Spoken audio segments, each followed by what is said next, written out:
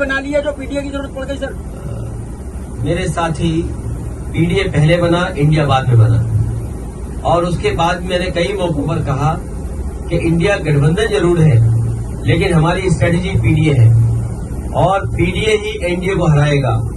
जहां तक सवाल प्रदेश में जहां चुनाव हो रहे हैं, ये बात इंडिया गठबंधन को साफ कर देनी चाहिए थी कि प्रदेश स्तर पर कोई समझौता नहीं होगा।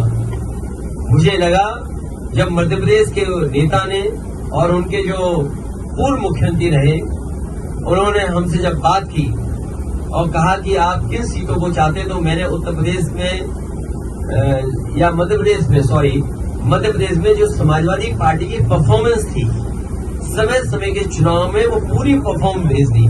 और मैंने उनसे कहा कि मध्य प्रदेश में कभी हमारा इस हिस्से से विधायक बन गया, कभी उस हिस्से से विधायक बन गया, और हमारी पार्टी से कई बार कई विधायक बने जो आज दूसरे दल में भी चले गए, कांग्रेस में भी चले गए।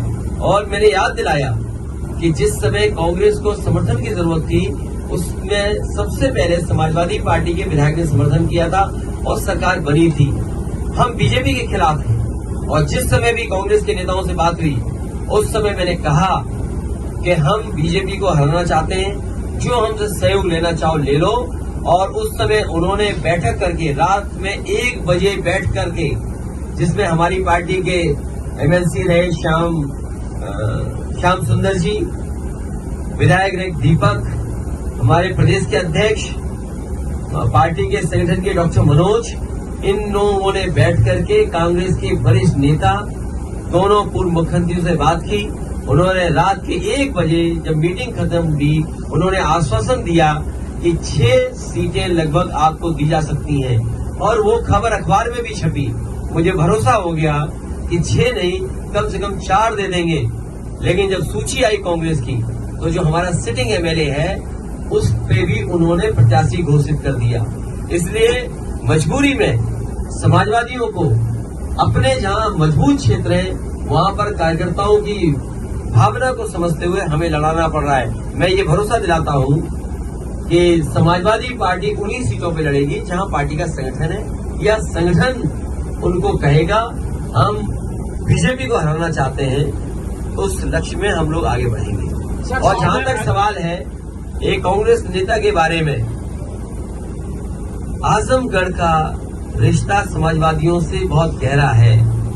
अगर कोई आजमगढ़ पर टिप्पणी करेगा तो वो लोग भी सुनने के लिए तैयार रहे, या फिर सोच समझ करके बोले। अगर अपने बड़े नेताओं से पूछ करके बोल रहे हैं आप, तो बात अलग है। लेकिन अगर आप आजमगढ़ पर कुछ बोलेंगे, जो इमोशन आजमगढ़ से समाजवादियों का है, हो सकता है कांग्रेस का इमोशन रायबरेली और अमेठी में भी वही हो। तो हम लोगों ने कभी टिप्पणी रायबरेली और अमेठी पे नहीं की, इसलिए उनको सावधान रहना चाहिए। आजमगढ़ जैसी जगह पर उसी तरह के इमोशन का भाव है, इसलिए टिप्पणी करने से पहले बहुत सोचना चाहिए।